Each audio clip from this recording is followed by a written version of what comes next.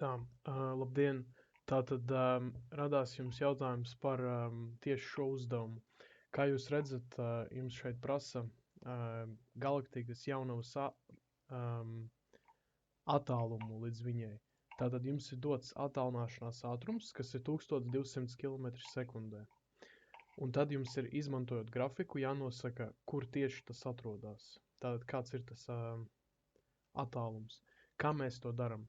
Es ieliku šos attēlus Google dokumentā, lai tev būtu skaidrs. Tātad mums ir dots, ka viņš ir 1200. Šeit mums ir jāatrod uz x-as ātrums 1200. Kā to izdarīt? Mums ir dots 1000 un mums dots 1500.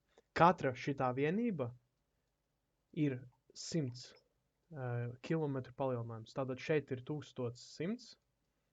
Šeit ir 1200, šeit ir 1300. Respektīvi, un tad, kad mums jau ir iegūts tas, kas mums ir dotais 1200, mēs varam novilkt skaistu svītriņu. Ļoti skaisti nesanāca, vēlreiz mēģinam. Novelkam skaistu svītriņu, un tad mēs redzam tajā punktā, kur viņš krustojās, tas ir tas attālums, kāds mums ir jānosaka. Tad mēs varam novilkt svītriņu uz šo pusi.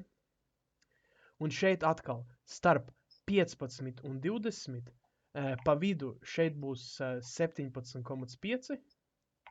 Tāpēc, ka 5 dalam ar 2. 17,5. Tātad mēs zinām, ka tas skaitlis ir nedaudz lielāks par 17,5. Mēs skatāmies, kādas mums ir izvēles. Ja būtu 19, viņš būtu daudz tuvāk pie 20.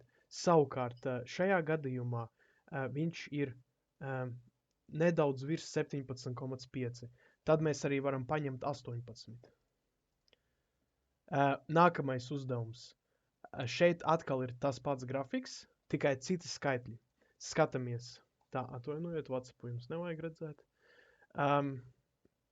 Tātad mums ir dots 300 atkal no 0, 100, 200, 300, 400. Mēs zinām, ka šeit ir 300. Velkam uz augšu svītriņu.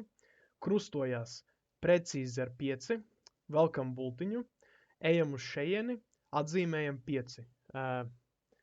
Un 5 arī ir pareizi.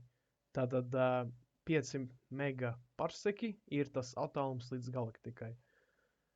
Ja ir vēl kādi jautājumi, tad jūs man varat droši rakstīt uz e-pastu. Ok, tad paldies, jauku dienu!